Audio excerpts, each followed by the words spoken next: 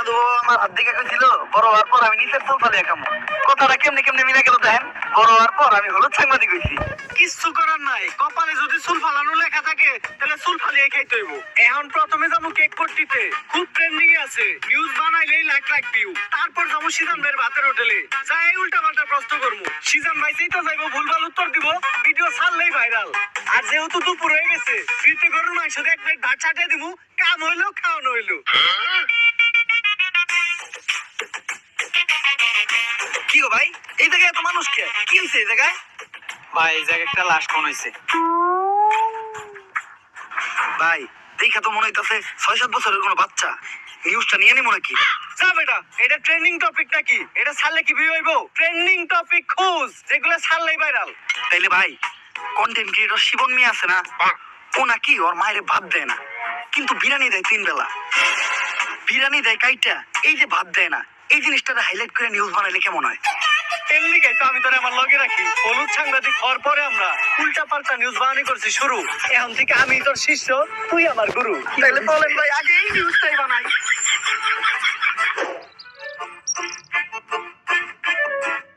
Sir sir sir দাঁড়ান, একটু দাঁড়ান। স্যার, আপনি করে দেখে মনে হইতেছে আপনারা মিডিয়ার লোক। আমার ছোট্ট একটা বোন মাদ্রাসায় পড়ে, বয়স মাত্র 13। এক জানোয়ারের বাচ্চা এবারে দর্শন করছে, কিন্তু কোনো বিচার পাইতেছি না। মিডিয়াই তো এই দেশের সব থেকে বড় শক্তি।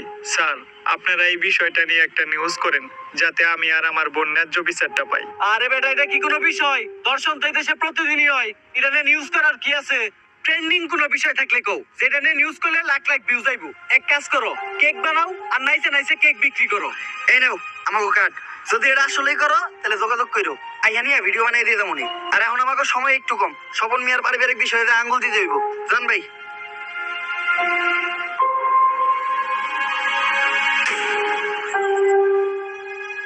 বইনে এক গ্লাস পানি লয় তো।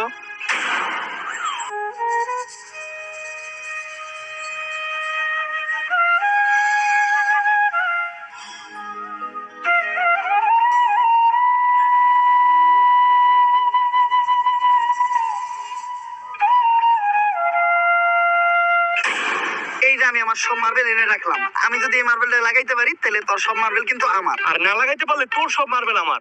ঠিক আছে? তুই একটু হইরে বই। কে?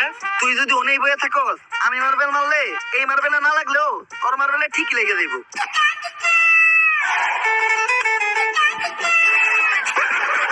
লাগে না, এই দে তোর সব বুড়িতে। এনে এই কোটা কে? আমার কাছে তো এই কটা গুটি আছিল। তোরে বিশ্বাস করি না আমি। হাতুটা তোর পকেট চেক করবো।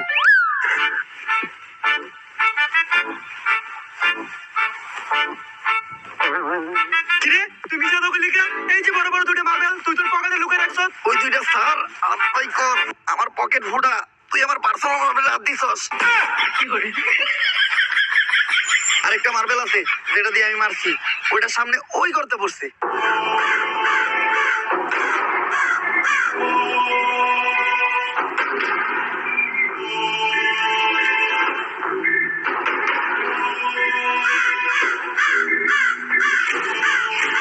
ওই কি রে, আমার হাত আটকে গেছে।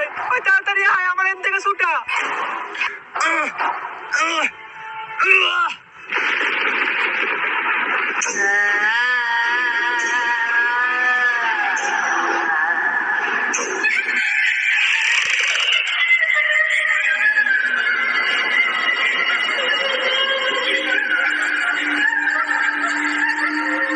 সন্ধ্যারা মুক্ত হয়ে গেছে, কাউরে বাঁচতে দেবো না।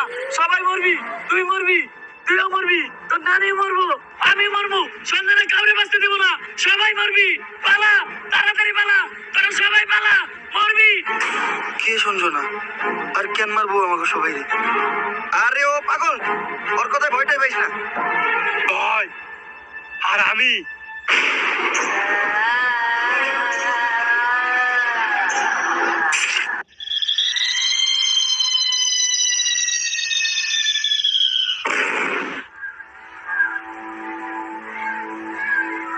লাশ প্রতিদিন একটা করে খুন হইতেছে। কোন দেশে সহবাস করি আমরা? এই দেশে আমাদের কোনো নিরাপত্তাই নেই। পুলিশ কি করে? গত 1 মাসে 10টারও বেশি লাশ পাওয়া গেছে। সবগুলো লাশই সাংবাদিকের। আর লাশগুলো পাওয়া যাইতেছে অনেক অলৌকিক ভাবে।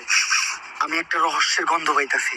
স্যার এটা রহস্যের গন্ধ না, এটা আমার পাদের গন্ধ। সকালবেলা মোলাতে ভাত খাইছি। আর একটা উল্টাপাল্টা কথা বলে খেতে ভালো পিছন মেরে দিব, পাবলিকের সামনে মুখ যাইতে পারবি না। লাশটা দেখে যা বুঝতে পারলাম, এইভাবে খুন করা কোনো মানুষের পক্ষে সম্ভব না। আর খালি সাংবাদিকরা কেন খুন হইব? কানেকশন তো একটা আছে। এই কাজগুলো যে করতেছে ওরা পাইলে ঢুকাই দিয়ে ফুড়ে গেলাম। বস, দোকানের দায়িত্ব আমারই দিন, ফুটাইন আপনি। তোর কিছু না বেশি কথা না কইতে, তুই দেখ লাশের কাছে কোনো সূত্র পাস নাকি।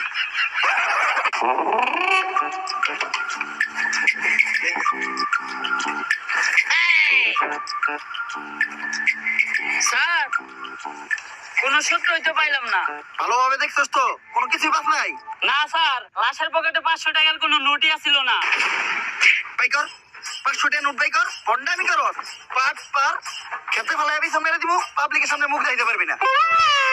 কি মাইরা দিতে চাইছিলি তুই? এটা জানোস এটা কেসের কত বড় কাজে লাগবো?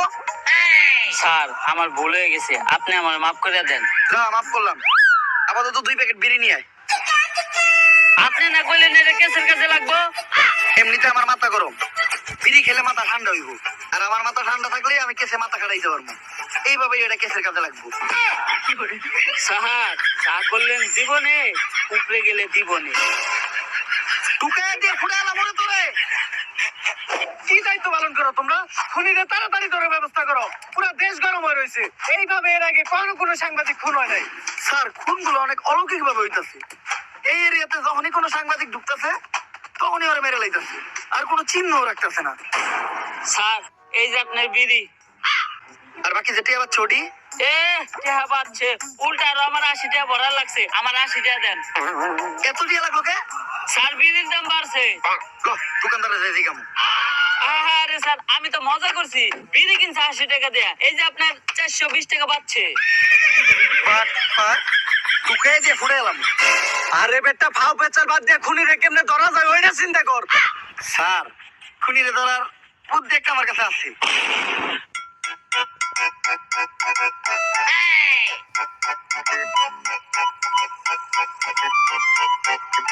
স্যার, আপনারা দুইজন মিলে আমার এই বলিটা দিলেন।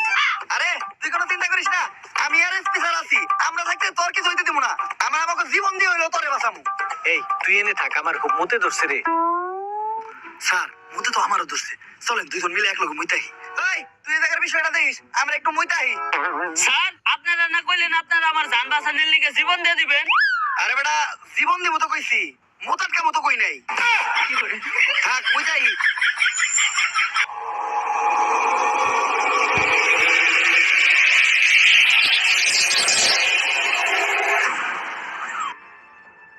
আরে এই জায়গায় তো কেউ নাই, তাইলে আমার কান দাঁত দিল কেরা? ভূত আইলো নাকি? আরে না, ভূত বলতে কিছু নাই। তেঁতুলের আসার টক, ভূতের নানিরে পক পক। কার নানিরে পক পক?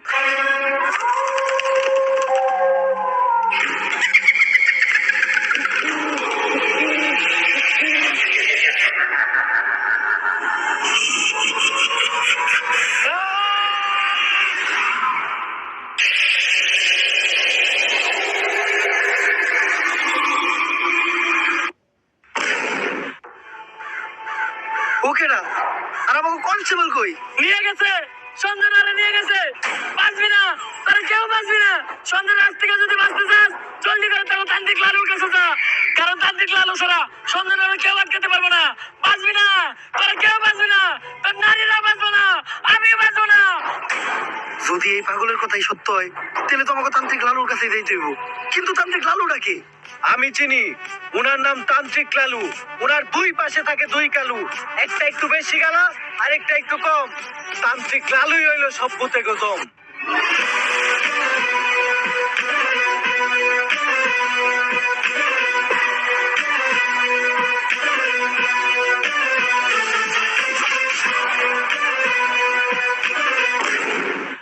লালু ভাই, আমার ঘরে নিয়ে যে বন্ডামি শুরু করলেন, সত্যি সত্যি যদি কোনোদিন ভূত তারা লাগে, তাহলে কি আপনি পারবেন? শোন, আমি যখন থেকে ভূত তাড়াই তখন থেকে তোর পাখিও খারায় না। তার তারপরেও ভাই এই বন্যামে আর কতদিন? বাংলাদেশের মানুষ খায় কতদিন? বাংলাদেশের মানুষ তো খায় না, 3 দিন ধরে ব্যবসা শুরু করছেন, বনি তো হইলো না। বাবা আমার বাসান বাবা, আমার বাসায় কি জানি হয়েছে, সারা রাত কে জানি হাটে, ডরে ঘুমাইতে পারি না। কাস্টমার আইছে, বনি হইব রে। বনি হইব, বনি হইব। তুই একদম সঠিক জায়গায় আসছস, চল।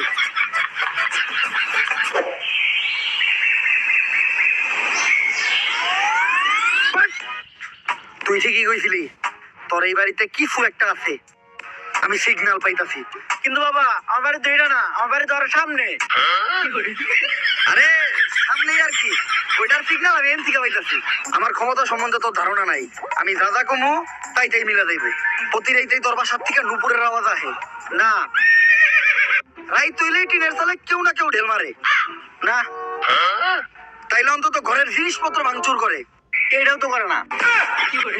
বুঝছি, তার মানে এই ভুটটা অনেক ডেঞ্জারাস, তোর বাসায় যাওয়া যাইব না, এই জায়গার থেকে ওই ভুট্টারে দাঁড়াইতে হইবে।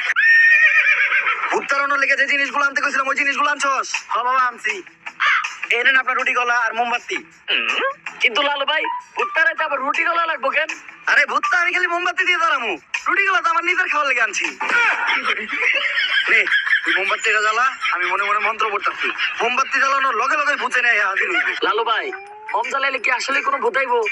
শোন, আমি যে সময় থেকে মোম জ্বালায় ভূতানি ওই সময় তোর পাখিও খারায় না, কথা না কয়ে মোম জ্বালা।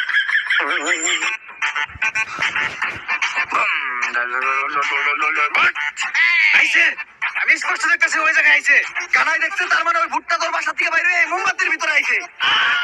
আরে ও তো কানা, ও তো মানুষই ঠিক মতো চোখে দেয় না, ওই আবার ভূত দেখলো কেমনে? ছোটবেলায় মুরব্বীরা কইতে হনত নাই, বুবা প্রাণীরা ভূত জিন দেখতে পায়, কিন্তু অত বুবা না, অত কানা। এই তামুকা ভূত তারামো না, এই ভূত তোর ধ্বংস করে লাইবো। বন্ধ হালার করে হালা, কান দিয়ে যে বন্ধবি করো, কার লোকে বন্ধবি করতে এসো, কবরটা নিয়ে রেখে আরেকবার নাকি। কপাল ভালো, ও খালি তগরে মারছে, আমার গায়ে যদি ও হাত দিত ও বচ্চ হয়ে দেখতো। আপনার গায়ে তো হাত দেয় নাই, কিন্তু জুতা দিয়ে বাড়ি ঠিকই দিছে। আমার বর্দুয়া লেগে গেছে ওর, ওর ধ্বংস আমি খুব নিকটে দেখতেছি। থাক লালু ভাই, বয়ান দিন না, মানুষ না জানো, আমরা তো জানি আপনি ভণ্ড। তাহলে এখন আমরা কই যেতেছে ভাই? নতুন মুরগি খুঁজতে। আপনি কি আসলে আবার নতুন মুরগি খুঁজে বের করতে পারবেন? শোন, আমি যখন থেকে নতুন মুরগি খুঁজে বাই করি তখন থেকে তোর পাখিও খারায় না, তোরা খালি আমার লগে তাল মিলাবি, দেখ আমি মুরগি কেমনে বাউ করি। নতুন মুরগি পাইছি, অন্ধকার কালো ছায়া তোর মাথার উপর ঘুরঘুর করতেছে, শনি তোর খুব নিকটে। ভাঙতি নাই, সামনে যা। লালু ভাই, ও তো আপনার ইঙ্গিত বুঝে নাই, ও তো শেষ। তোর উপর কিছু একটা ভর করে আছে, ও খুব তাড়াতাড়ি তোরে শেষ করে লাইব। তুই কহ, রাইতে হইলেই তুই ঘুমাইয়া যাস না? সকালে হইলেই তোর ঘুম ভেঙে যায় না? তার মানে তুই শেষ, তোরে আর কেউ বাঁচাইতে পারবো না। বাবা, বাবা আপনি তো জ্ঞানের ভান্ডার বাবা, আপনি আমার সম্বন্ধে এত কিছু জানেন, আপনি পারবেন আমার বাঁচাইতে বাবা। তুই যেহেতু এত রিকোয়েস্ট করতেছস, একবার চেষ্টা করে দেখি। রিকোয়েস্ট কই করলো, কইলো তো মাত্র একবারই। তোর বাবার দেহা রেখা মুইসা গেছে, ডাইনার দেহা। কি হাত দেখলাম আমি, এটা 5টা আঙ্গুল তোরাতে, এরকম হাত তো আমি জীবনে প্রথম দেখলাম। এই সমস্যার সমাধান শুধু একভাবে হইব, এই আংটি ব্যবহার করলে। আর এই আংটিটা কিন্তু কোনো সাধারণ আংটি না, কোন থেকে জানি এই আংটিটা আনছিলাম? গুলিস্তান থেকে আনছিলেন, দেখে বেচতেছিল 15 টাকা পিস। হিমালয়ের পুরাই থাকা মায়াবী পাথর দিয়ে এই আংটিটা বানানো। নে তোর সব সমস্যা সমাধান। আপনি আমারে বাঁচাইলেন বাবা। এখন বাবারে খুশি কর, তাই নিব না, তোর দাবার লাগে দে। জয় বাবার জয়, জয় বাবার জয়। ভাই, আন্টি কিনছিলেন 15 টাকা দিয়ে, দিয়ে গেল মাত্র 5 টাকা, 10 টাকা লস। আর এতক্ষণ পেশাল চাপারছিলেন সব ফাও। আপনি তো ব্যবসা বুঝেন না। ফোন, আমি যখন থেকে ব্যবসা বুঝি তখন থেকে তোর পাখিও খারায় না। ব্যবসায় লাভ লোক আছে।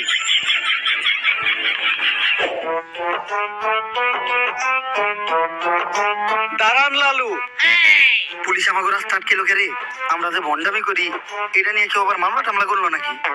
আমার ঘরে দইটা বইটা দেওয়ার আগে আমরা পায়ে দইটা মাপতে এলাই। স্যার মাফ করে দেন স্যার, আর কারো লাগে বন্ডামি করবো না স্যার, গরিব মানুষ, করার কিছু নাই, এটা করে 2-4টা চাইল ভাত খাই। লালু বাবা, আমি তো সঞ্জনা নামের এক আত্মার সন্ধান করতে আপনার কাছে আইছিলাম। একদম সঠিক জায়গায় আইছিস তুই। আমি দূর থেকে দেখে বুঝছিলাম তোর উপর কোনো কালো ছায়া বিরাজ করতেছে, তাই সাথে সাথে তোর পায়ের নিচে বসে মন্ত্র পড়ে তোর মাথার উপর থেকে কালো ছায়াটা মুক্ত করে দিলাম। লালু বাবা, সঞ্জয় নামক এক পুলিশ কনস্টেবল ধরে নিয়ে গেছে। শুধুমাত্র আপনিই পারবেন ওই অশুভ আত্মার আটকায়া সঞ্জনার হাত থেকে আমাকে সবাই বাঁচাইতে। কিন্তু এতে তো খরচা বেশি হইব। খরচ নিয়ে আপনি কোনো চিন্তাই করেন না। যদি সঞ্জনার আটকাইতে পারেন তাহলে সরকার থেকে 10 লক্ষ টাকার উপহার আপনাকে 3 জনে দিব। 10 লাখ টাকা? ওরা 2 জন কেনা অগর আমি চিনি না। সঞ্জনার তো আটকাবো আমি একা। ভাই ভালো দিন এলো দেখে এমনি আমাকে ভুলে গেলেন। মনে রাখেন আপনার খারাপ সময় কিন্তু আমরা আপনার পাশে ছিলাম। খারাপ সময় পাশে আসিলি না, খারাপ সময় এলে আবার তোরা আহিস। শোনো, সঞ্জনার মতো আত্মারে ভৎস করার জন্য আমার কিছু জিনিস লাগবে। ওগুলা ব্যবস্থা করার পর আমি তোমার লগে যোগাযোগ করতেছি।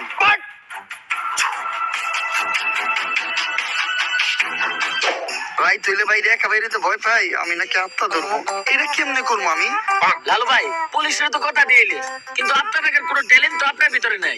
সাধারণ মানুষের লগে ভণ্ডামি করেন এটা ঠিক আছে, কিন্তু পুলিশের লগে ভণ্ডামি করতে যা ধরা খেলে বাইরে আপনার কোটকি চাষে